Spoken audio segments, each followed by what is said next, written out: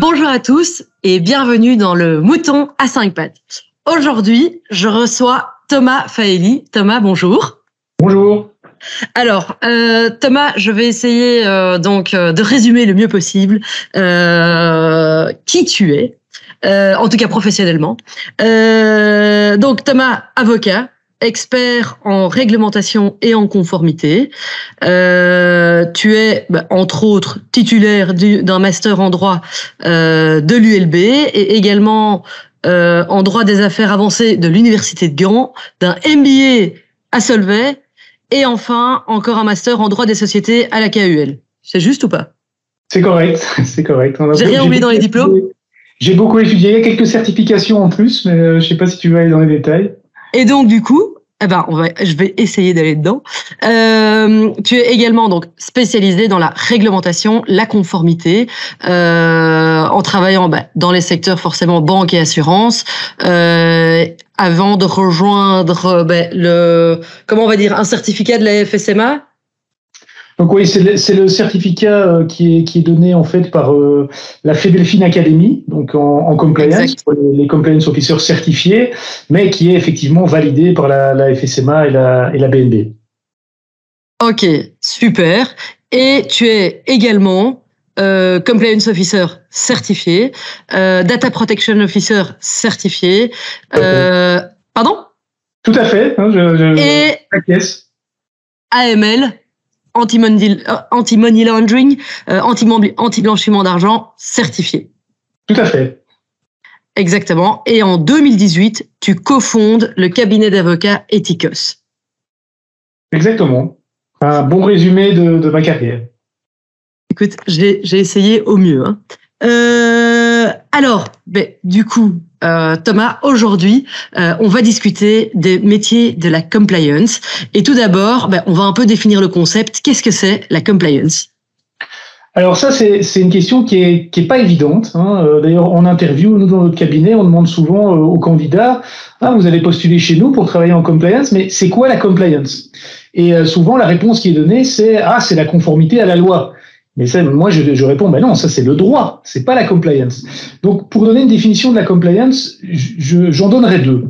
D'abord, il y en a une donnée par une spécialiste de la compliance en France, qui s'appelle Marianne Frison-Roche, et qui dit ceci: la compliance, c'est l'internalisation par les opérateurs cruciaux des objectifs d'intérêt général. Alors, qu'est-ce que ça veut dire? Ça veut dire que il n'y a pas que les régulateurs qui sont tenus de vérifier le respect des lois et des réglementations, mais également les entreprises. Donc, le compliance officer, c'est quelqu'un en interne qui va être chargé de vérifier le respect des objectifs d'intérêt généraux, comme la protection des données personnelles, la lutte contre le blanchiment d'argent, etc. Donc ça, c'est la définition théorique de Marianne Frison-Roche, mais il y a aussi une définition par le risque qui est la compliance, c'est la maîtrise du risque compliance, c'est-à-dire de protéger une entreprise contre le risque de sanction et le risque réputationnel. Ça, c'est la définition qu'on trouve dans la circulaire sur la fonction compliance dans le secteur financier. Et donc, mais au final, parce qu'aujourd'hui, on voit quand même de la compliance dans le secteur pharmaceutique, un peu dans tous les secteurs. Dans ta définition, elle reste. Donc là, tu dis qu'elle s'applique au secteur financier, mais au fond, elle peut s'appliquer à tous les secteurs, quoi. Tout à fait. Donc en fait, il y a deux approches de la compliance. Il y a une approche stricte qui est celle du secteur financier, où en fait, il y a une liste non limitative de matières qui entrent dans la compliance, donc la lutte anti-blanchiment, MiFID, la protection des données personnelles, etc. Ça, je dirais, c'est la vision stricte de la compliance. Et puis, il y a une vision plus étendue qui s'applique aussi hors secteur financier, et là, qui s'attache aux deux éléments que j'ai déjà mentionnés, c'est-à-dire la maîtrise du risque réputationnel et du risque de sanction. Mais, par exemple, on peut avoir un risque réputationnel si on viole ses valeurs ou si on viole le concept d'intégrité, même sans violer la loi. Donc, par exemple, il y a des grandes entreprises qui ont des gros problèmes réputationnels parce qu'elles ne sont pas éthiques. Donc, c'est pas forcément une violation stricte d'une loi, c'est plus la violation de grands principes. Et donc, c'est là que la compliance s'écarte aussi du pur juridique, je dirais. C'est ça, ok. Et du coup, parce que, alors c'est marrant, moi j'ai commencé sur la compliance, sur le recrutement de la compliance il y a bah, ça nous rajeunit pas tout ça, mais il y a quand même 15 ans. Et à l'époque, c'était vraiment un métier qui était assez rare. Donc, on parlait forcément des métiers un peu aussi. Tu parlais de MIFID, il y avait aussi BAL 2, BAL 3, tout ça. Et alors, par contre, aujourd'hui, c'est un métier qui est beaucoup plus répandu. Comment est-ce que tu l'expliques, cette invasion de compliance dans toutes les entreprises? Mais en fait, je pense que, j'espère en tout cas que les entreprises voient maintenant la compliance, c'est-à-dire le respect de la loi et la maîtrise de ce risque réputationnel et de sanctions, plus comme une contrainte, mais également comme une force. Donc, je pense que les entreprises ont compris que pour être un partenaire commercial attirant, en gros, pour pouvoir faire du business avec le plus grand nombre de partenaires possible, et pour également avoir bonne réputation sur le marché vis-à-vis des tiers, vis-à-vis de la nouvelle génération également, pour qui les valeurs et l'éthique sont très importants. Je pense que c'est pour ça que la compliance a pris de plus en plus d'importance, et que les sociétés ne sont plus orientées business first, mais également réputation. Je pense qu'elles prennent conscience que pour durer dans le temps, pour être pérenne, il faut une bonne culture de la compliance, une bonne culture de la préservation de la réputation. Et quels sont un peu aujourd'hui, en 2023, les gros enjeux de la compliance? Mais je pense que les enjeux cette année, c'est notamment l'intelligence artificielle. Je pense que tout le monde est au courant, plus ou moins tout au courant, tout le monde est au courant de la sortie de ChatGPT. Si vous avez eu l'occasion de le tester, mais voilà, l'intelligence artificielle maintenant, elle est là. On ne peut plus le nier. Ça sert à rien d'ignorer, ça sert à rien d'avoir peur. Il faut vivre avec. Et je pense qu'il y a un gros potentiel pour la compliance. En termes de première recherche, on va peut-être plus aller sur Google, on va aller sur ChatGPT, mais également en termes de data. Donc l'intelligence artificielle va à terme favoriser l'analyse de data en grand nombre, ce qui va aider fortement la compliance. Donc c'est déjà le cas par exemple des systèmes d'analyse des transactions pour la lutte anti-blanchiment, les systèmes automatisés d'analyse, mais plus l'intelligence artificielle va se développer, plus ça va aider le compliance officer, par exemple pour détecter les transactions atypiques ou suspectes en matière de blanchiment. Donc ça, c'est pour moi le premier gros enjeu de cette année, c'est comment la compliance va intégrer l'intelligence artificielle. Et ensuite, un autre gros enjeu, mais qui était déjà vrai depuis plusieurs années, c'est l'inflation législative. Donc tout qui travaille dans la compliance constate que là, il y a de plus en plus de nouvelles règles et que ça s'accélère. Donc, ça, j'ai appris en faculté de droit. Le moniteur belge dans les années 20, le moniteur belge par année était épais de quelques centimètres. Maintenant, il est tellement énorme, le moniteur belge, parfois il y a 3 éditions par jour, qu'on ne l'imprime même plus. Et ce phénomène est en train de s'accélérer. Et donc, je pense que ça va être un gros enjeu de la compliance cette année et pour les années à venir, c'est l'inflation législative. Ok. Et du coup, comment se répare, on va dire, pour un département dans une banque ou une assurance, un département compliance, en général, on va dire pour les personnes des ressources humaines qui nous écoutent, comment se compose un département compliance assez général, je vais dire? Alors ça dépend du secteur, ça dépend aussi du setup, donc de l'organisation approuvée par le régulateur. Mais typiquement, on a un head of compliance, donc un chef de département qui va agir soit seul si c'est une petite entreprise, soit avec d'autres personnes. Et il pourrait avoir un délégué, là je parle du secteur financier à nouveau, qui va s'occuper de la lutte anti-blanchiment, donc ce qu'on appelle l'AMLCO, donc le compliance officer en charge de la lutte contre le blanchiment. Mais voilà, ça dépend. Il y a des départements compliance qui sont composés d'une personne. Parfois même, la même personne est également à la tête du service juridique. Donc, dans certains cas, le régulateur accepte une fusion des deux, du département juridique et du département compliance. Mais parfois, ça peut aller jusqu'à 80 personnes. Donc, oui, c'est ça. Parce qu'il n'y a pas que l'anti-blanchiment d'argent, pardon. Il y a aussi tout ce qui est, nous, on voit souvent aussi des postes de KYC, les Know Your Customer. Il y en a d'autres de compliance officer généraliste. Il y a un peu tous les rôles. Bien sûr, donc nous on travaille avec une entité financière, ils ont 80 personnes dans leur département compliance et ça couvre plein de sujets, effectivement, ça couvre l'AML, mais ça couvre aussi les missions publiques, ça couvre les sanctions, hein, c'est un gros sujet maintenant depuis la guerre en Ukraine, hein, c'est les sanctions et les embargos, et donc ça peut effectivement couvrir plein de domaines, mais ça dépend de l'entité. Vous pouvez avoir une entreprise d'assurance qui fait un type de produit particulier et qui ne fait pas d'assurance vie. Par contre, vous pouvez avoir une entreprise d'assurance qui fait beaucoup de produits différents et de l'assurance vie. Donc là, il y aura plus de matière à traiter et donc plus de personnes. Et d'après toi, Thomas, pourquoi c'est important aujourd'hui, on va dire surtout pour les grandes structures, mais bon après ça peut aussi être significatif pour les petites.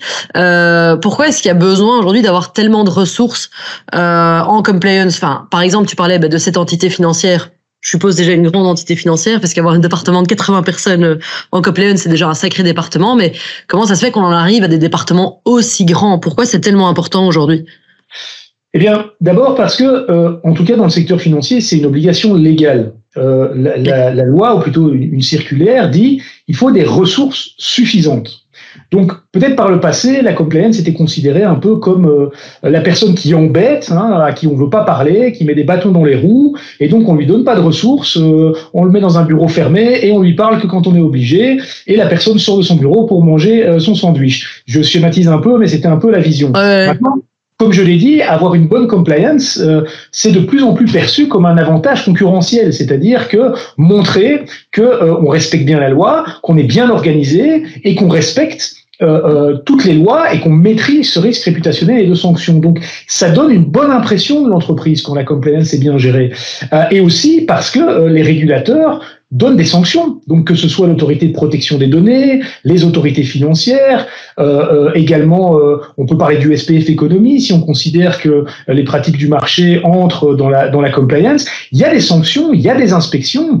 Donc, une entité qui a été sanctionnée une fois, deux fois, trois fois, elle va engager dans son département compliance pour être sûr que ça n'arrive plus. Et il y a des exemples sur le marché, à nouveau dans le secteur financier que nous on connaît bien, des grosses sociétés qui se sont fait sanctionner et qui ont dû recruter des dizaines de consultants pour enrichir leur département compliance, pour être certain que ce genre de problème, ce genre de sanctions n'arrive plus à l'avenir.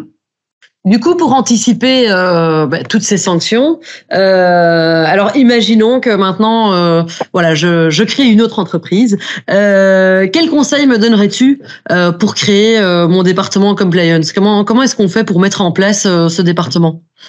Alors, d'abord, il faut trouver la bonne personne, là où les bonnes personnes. Je pense que la première démarche, c'est vraiment de trouver une personne qui a les caractéristiques pour être un bon compliance officer. Et être un bon compliance officer, c'est pas facile. Hein. D'ailleurs, le podcast s'appelle le mouton à 5 pattes. Il faut vraiment être un mouton à 5 pattes. Il faut beaucoup de soft skills et de hard skills. Donc, il faut pouvoir parler à tout le monde, hein, puisqu'un compliance officer, il va parler aux administrateurs, il va parler au département opérationnel, il va parler aux régulateurs, il parle à tout le monde. Donc déjà, il faut savoir s'entretenir avec une certaine facilité avec différents types de personnes. Ensuite, il faut être convaincant aussi parce qu'il faut passer parfois des mauvais messages. Ce document ne peut pas sortir comme ça parce qu'il n'est pas conforme aux exigences légales. Ce produit ne peut pas sortir en l'état parce qu'il n'est pas conforme. Donc ça, je dirais, il y a beaucoup de soft skills à avoir, de communication, etc. Et puis, il y a aussi des skills de connaissance. Il faut connaître sa matière, il faut savoir de quoi on parle. Donc voilà, sans énumérer toutes les compétences qu'il faut pour être un bon compliance officer, il y en a beaucoup.